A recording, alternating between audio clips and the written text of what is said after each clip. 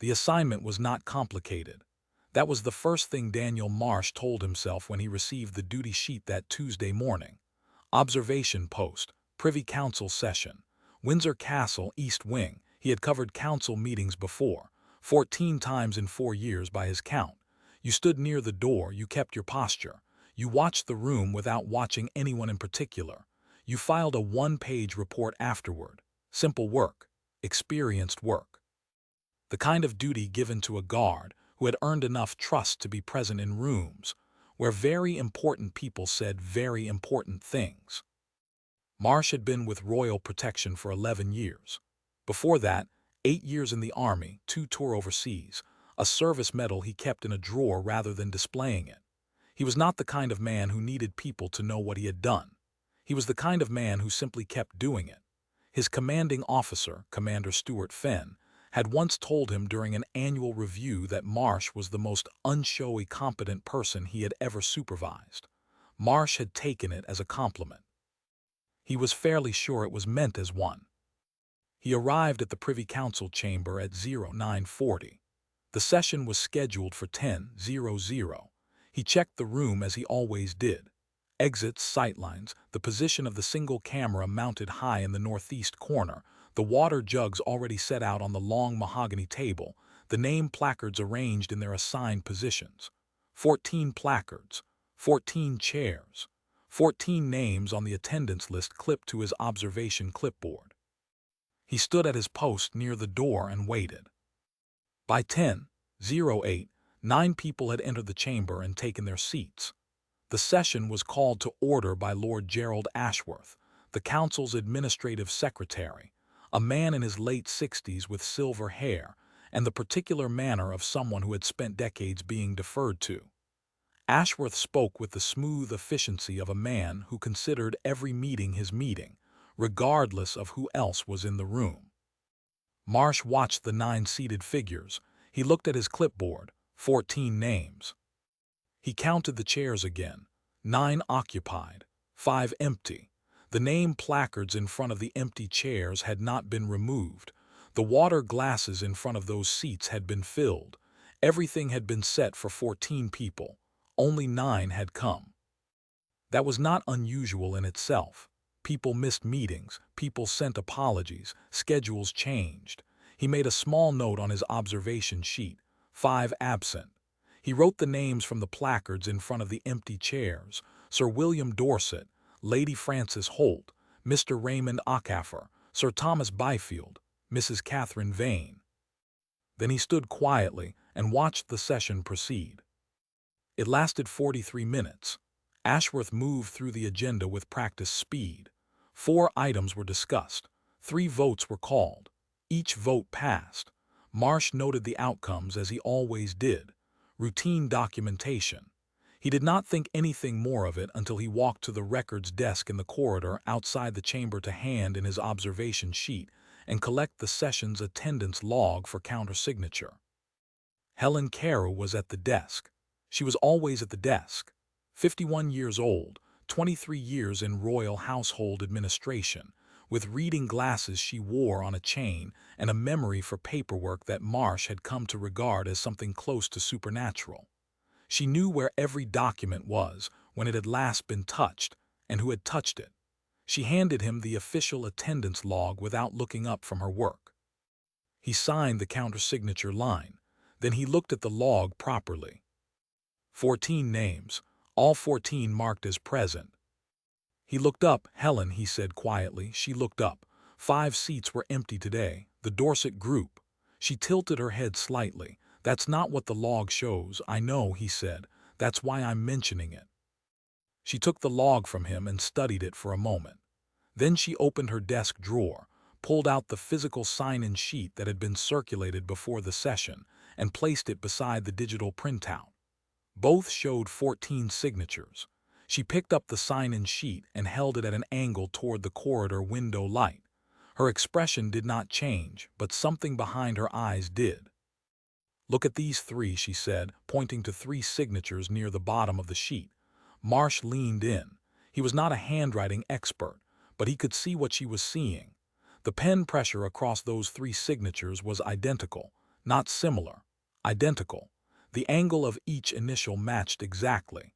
The tail on the final letter of each surname curled in precisely the same direction. 3 different people, same hand. He did not say anything immediately. He took out his observation sheet and compared the names. The 3 matching signatures belonged to Sir Thomas Byfield, Mrs. Catherine Vane, and Mr. Raymond Ockafer. All 3 had been sitting in front of empty chairs for 43 minutes while their names were being recorded as present. "I need to take this further," he said. Helen nodded. "I'll pull the archive," she said. "Give me an hour." He did not go to Commander Fenn immediately. That was a deliberate choice. He had learned during his military service that bringing a half-built case to a senior officer was worse than bringing no case at all. You needed enough to be taken seriously before you opened the door. He went back to his post, completed his written observation report with full accuracy, noted the attendance discrepancy clearly, and signed it. Then he waited. Helen found him 40 minutes later. She was carrying a brown folder that was thicker than he expected. She had pulled attendance logs from every Privy Council session held in the past 8 months. She had cross-referenced the physical sign-in sheets against the digital records for each one. The discrepancy was not isolated. It appeared in 6 sessions, always the same pattern. A small number of names, never more than 5, never fewer than 3, marked as present on both the physical and digital records, with signatures that showed the same telltale uniformity under close examination. Always different combinations of names, but always including at least 2 from the same group: Dorset, Holt, Ockafer, Byfield, Vane. 6 sessions over 8 months. She laid them out on the table in the small administrative office she had led him to, each folder open to its attendance page, each questionable signature marked with a small penciled circle. Marsh stood over them and studied the pattern without speaking for nearly 2 minutes. "Someone has been manufacturing attendance," he said finally. Helen kept her voice low. More than that. She pointed to the agenda summaries clipped behind each attendance log. Every session with falsified signatures had passed at least 1 vote that would have failed without quorum. She had checked. A Privy Council session required a minimum of 12 members present to constitute a valid quorum for binding decisions. In each of the 6 disputed sessions, the actual physical attendance had been between 8 and 10 people, below quorum every time. The false signatures had not just been covering absences. They had been manufacturing the legal threshold for decisions that had no right to be made. Marsh picked up one of the agenda summaries and read it carefully. The vote from that session had approved the reallocation of a royal charitable endowment, a sum redirected from one foundation to another, the second of which Marsh did not recognize. He made a note of its name. He went to Commander Fenn that afternoon. Stuart Fenn was a compact man who had the quality of seeming taller than he was. 15 years in the Special Boat Service before joining Palace Security, and he carried that background in the way he listened, absolutely still, eyes tracking, no expression until he had heard everything. Marsh laid it out in sequence: the empty chairs, the identical signatures, Helen's archive work, the 6 sessions, the quorum pattern, the votes that had passed without legitimate attendance. Fenn listened without interrupting. When Marsh finished, Fenn was quiet for 4 seconds. Then he said, "Who controls the attendance documentation?" "Lord Ashworth," Marsh said. "He manages all pre-session preparation and post-session filing. The sign-in sheets are distributed by his office and collected by his office. The digital log is updated by his administrative assistant under his direct supervision." Fenn nodded slowly. He looked at the folder Helen had prepared. Then he looked at Marsh. "You're certain about the signature uniformity?" "Helen Kao is certain. I trust her professional judgment." Fenn picked up his phone. "I need to make some calls before we go any further. This does not leave this office." He looked at Marsh directly. "You did the right thing bringing this here. Now let me do the right thing with it." Marsh returned to his duties. 2 days passed. He filed his regular reports. He covered his scheduled posts. He said nothing to anyone. On the third day, Fenn called him back. The foundation that had received the redirected charitable funds, the one Marsh had not recognized from the agenda summary, was registered 18 months ago. Its listed board of trustees included two names. One was a private attorney whose firm had handled administrative work for the Privy Council on contract for several years. The other was a family member of Lord Gerald Ashworth. The money had not been stolen outright. It had been legally redirected, through votes that appeared legitimate on paper, into an organization with a direct connection to the man who had manufactured the votes. Fenn set the briefing document on his desk. "This is no longer a security matter alone. This is fraud," he said quietly. "Institutional fraud conducted through administrative procedure." He looked at Marsh. "I'm going to need you to approach Ashworth directly. I want you to do it calmly, professionally, and on record.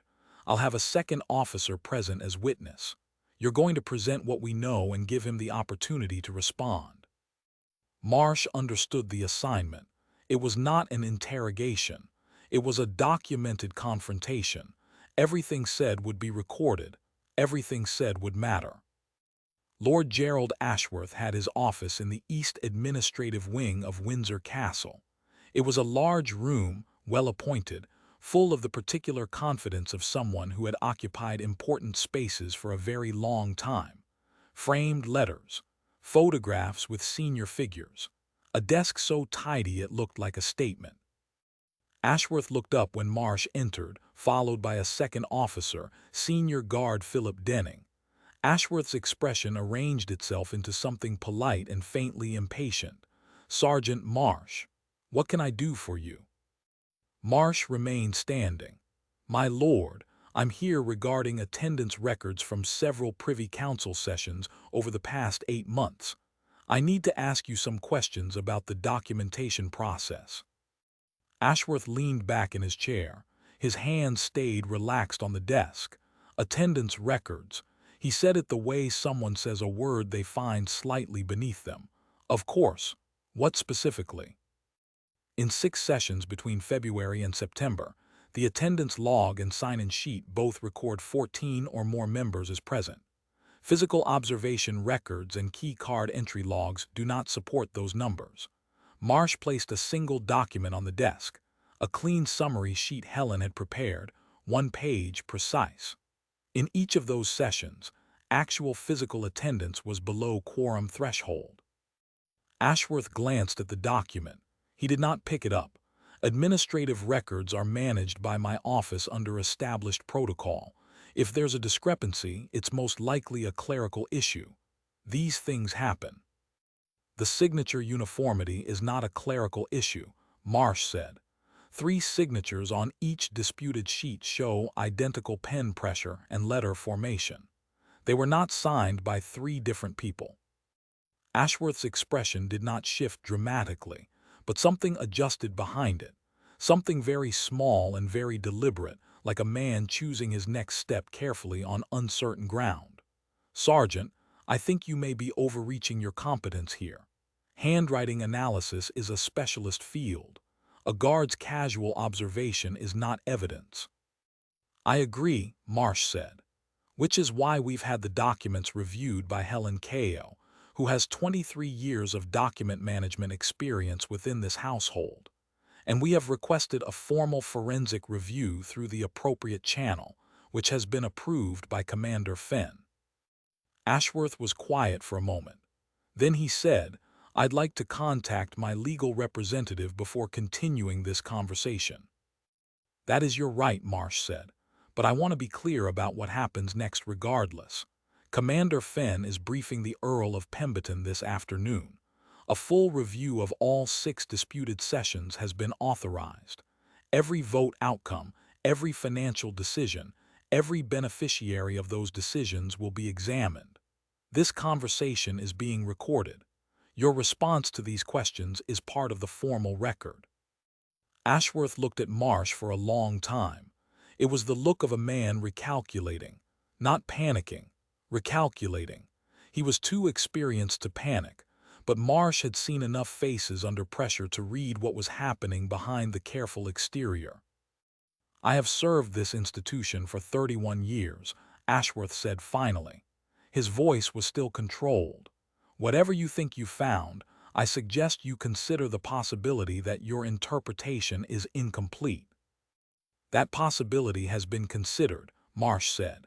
"The key card records don't leave much room for alternative interpretation. None of the 5 members whose names appear on the disputed logs entered Windsor Castle on any of the 6 relevant dates, not through any entrance, not at any time. That was the moment, not a dramatic moment, no raised voices, no sudden movement, just a stillness that settled over Ashworth like something had been set down that could not be picked up again. He said nothing for several seconds. "I think I've said enough for now," he said quietly. Marsh nodded. He collected his document from the desk. Denning logged the time and Ashworth's final statement in the witness record. They left the office without rushing. In the corridor, Denning exhaled slowly. "He's not going to fight it," he said quietly. Marsh glanced at him. "No," he said. "He already knows what the records show. He's known since the minute we walked in." The keycard audit took 4 days to complete formally. Windsor Castle's internal movement system logged every entry and exit through every secured door in the building. It was a system installed 3 years ago after a security review recommended closing gaps in physical access tracking. Every staff member, every visitor, every council member carried an individually coded card. Every card swipe was time-stamped and stored. The audit produced a document 42 pages long. Commander Fenn read all 42 pages. Marsh read all 42 pages. Helen Caro, who had been formally brought into the investigation as a records expert, cross-referenced the audit against all 6 disputed attendance logs line by line. The result was exact. On each of the 6 disputed dates, the 5 names used to manufacture quorum had not entered the building. Not once across all 6 occasions did any of those 5 key cards register an entry. Sir William Dorset had been photographed at a public event in Edinburgh on one of the dates. Lady Frances Holt had been abroad at a family funeral on 2 of them. The others had simply not attended, their absences unremarkable, their signatures forged by a hand that had grown confident enough to stop varying its technique. Fenn presented the complete file to the Earl of Pemberton on a Thursday morning. Marsh was present for the briefing. The Earl was 73 years old, thin, with a quality of attention that made you feel as though every word you said was being weighed and stored. He listened to the full briefing without interrupting. When Fenn finished, the Earl looked at the 42-page audit on the table in front of him. "How many decisions are affected?" he asked. 18 votes across the 6 sessions, Fenn said. Of those, 7 involved financial direction of charitable or ceremonial funds. 4 of those 7 directed resources toward the foundation with Ashworth's family connection. The Earl was quiet for a moment. "What is the current status of those funds?" 3 transfers have been made. The total is approximately £400,000. The foundation exists on paper. It has a registered address and 2 trustees. It has not yet distributed any funds externally. "Then the funds can be recovered," the Earl said. "Yes, sir. Legal counsel has confirmed recovery is possible through a formal review and reversal process. The votes that authorized those transfers were not legally valid. Quorum was not met. The decisions have no standing." The Earl looked at Marsh. "You observed the meeting that started this?" "Yes, sir." "What made you notice?" 5 empty chairs, Marsh said, and 14 name placards still on the table. The Earl nodded once. He looked back at Fenn. "Proceed. Everything by the record. I want a full documented account in the palace archive. I want every affected decision formally reviewed and reprocessed through legitimate session. And I want the matter of Lord Ashworth handled cleanly." Fenn nodded. Ashworth's departure was announced 2 weeks later. The official statement cited his decision to retire after 31 years of distinguished service. There was a small internal notice. There were no public announcements. Several colleagues sent brief notes of well-wishing. Most people accepted the explanation without question.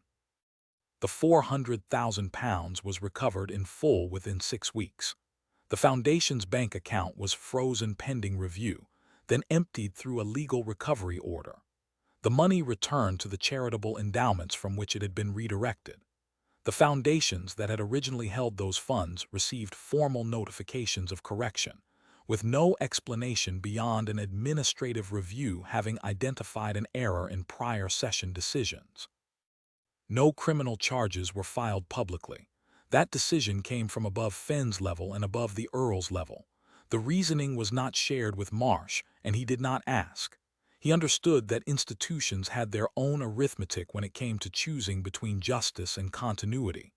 What mattered to him was that the records were corrected, that the money was back where it belonged, that the votes were invalidated, that the documentation was accurate. The documentation was now accurate. That was something. Helen Caro received a formal letter of recognition from the household's administrative director 4 weeks after the investigation concluded. It thanked her for her diligence and professionalism in maintaining the integrity of council records. It did not specify what she had done. It did not need to. She read it once, placed it in her desk drawer, and returned to her work. Marsh watched her do this from across the records room. He almost said something about it. He decided not to. She would not have wanted a comment. She would have found it unnecessary. She had done her job well. The letter confirmed it. That was the full transaction as far as she was concerned. He respected that completely. 6 weeks after the investigation concluded, Marsh was called to Commander Fenn's office. He assumed it was a routine assignment briefing. He had been covering standard duties since the investigation closed: patrol rotations, visitor escort, the steady rhythm of protection work. He had not thought much about what came next. He had filed his reports. He had answered every question put to him by the review panel. He had done what was required and then returned to doing what was regular. Fenn told him to sit down, which was not typical for a routine briefing. "The household is creating a new position," Fenn said. "Security liaison to the Council Records Office. The role involves coordinating between physical security operations and administrative documentation, essentially ensuring that what happens in council sessions is accurately reflected in what gets recorded. Cross-checking, observation, pattern recognition." He paused. It didn't exist before last month. Marsh understood what Fenn was not saying directly. The position had been created because of what Marsh had found. Because an 11-year guard had noticed 5 empty chairs and followed the question quietly until it had a full answer. "The appointment is yours if you want it," Fenn said. "Senior sergeant grade, permanent assignment." Marsh thought about it for a moment, not because he was uncertain, because he wanted to be sure he understood what he was accepting: a role that had not existed, a role built around the gap that had been exploited, around the specific kind of attention that exploitation required to be caught. "Yes," he said, "I'll take it." "Good." Fenn handed him a 1-page appointment letter. "Sign at the bottom." He paused before Marsh could reach for the pen. "You know what I keep thinking about?" Marsh waited. "Ashworth had been doing this for 8 months, Fenn said. "Possibly longer. We only went back 8 months in the review. He was careful. He varied the names he used. He never falsified by more than 5 signatures. He kept the fraudulent votes to things that looked like routine administrative decisions. He knew exactly how much attention each thing would get. He planned for every kind of scrutiny except one." "Which one?" Marsh asked. "Someone actually counting the chairs," Fenn said. Marsh signed the letter. He walked back through the corridor toward the records office, where his new desk would be positioned beside Helen Caro's. He thought about Lord Ashworth, not with anger, not with satisfaction, with something quieter than either of those things. Ashworth had spent 31 years inside the institution. He had understood its rhythms, its tolerances, its blind spots. He had made himself so familiar, so expected, so thoroughly part of the furniture that no one looked at him carefully anymore. That was the thing about long tenure in a trusted position. It could become a kind of invisibility. People stopped questioning what had never given them reason to question. They signed countersignatures without reading. They filed records without cross-referencing. They set 14 water glasses for 14 people and did not notice that only 9 of those people were present because the paperwork said 14 and the paperwork had always been right before. It had always been right before. That was the logic that made the fraud possible, and it was only broken by someone who had not yet learned to stop checking. Marsh settled into his new role steadily. The position required him to be present at every council session, not as a standing guard at the door but as a documentation observer, reviewing sign-in sheets in real time, cross-checking attendance against key card entry records before each session was called to order, noting any discrepancy immediately rather than after the fact. It was detail work. It was patient work. It was the kind of work that would produce no dramatic results on most days. Most days he would simply confirm that the records were accurate, that the people present were the people recorded as present, that the votes taken were valid, that the decisions made were legitimate. Most days nothing would be wrong. Most days the chairs would all be occupied, and the names would all match, and the water glasses would all be used. But on the days when something was off, on the days when a chair was empty and a name was present and a signature did not quite look like itself, he would catch it. Immediately. Before a single vote was called. Before a single decision was made on a false foundation. That was the whole point of the role. Not to investigate fraud after it happened. To make it impossible for fraud to settle in quietly and grow comfortable over months. Helen told him, on his third day in the position, that she had been noticing small things for years.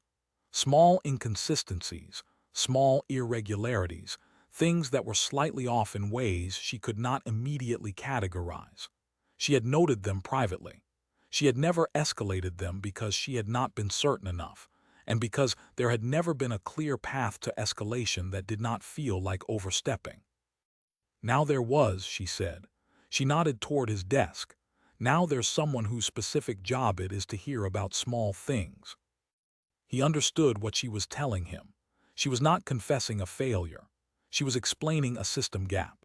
A records clerk had no authority to question a lord's administrative process. She had no formal route to say this does not look right and have that observation taken seriously. She had been doing careful, accurate work inside a structure that had no mechanism for her carefulness to trigger any action. That mechanism now existed. He was it. On the day the sapphire blue lanyard of his new role was formally issued, a different color from the standard guard's credentials, marking his access to both the security operations floor and the administrative records archive, Marsh called his older brother. His brother worked in logistics management in Bristol. He knew nothing specific about Marsh's work. Security regulations kept most of it private. "How are things?" his brother asked. "Different," Marsh said. "Good different. Promotion. Sort of new role, something that didn't exist before." His brother laughed. "They create a job just for you." In a manner of speaking, Marsh said.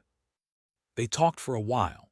His brother told him about a problem at the logistics firm involving a supplier who had been submitting incorrect delivery confirmations for months, marking shipments as received when they hadn't arrived. His brother had caught it by physically walking the warehouse floor and comparing actual stock against the digital inventory. Nobody had thought to do that before. Everyone trusted the system. Marsh listened to this and said nothing for a moment. "How long had it been going on?" he asked. 7 months, his brother said. "Could have been longer. We only went back 7 months." Marsh thought about that. Someone counting chairs, someone walking a warehouse floor.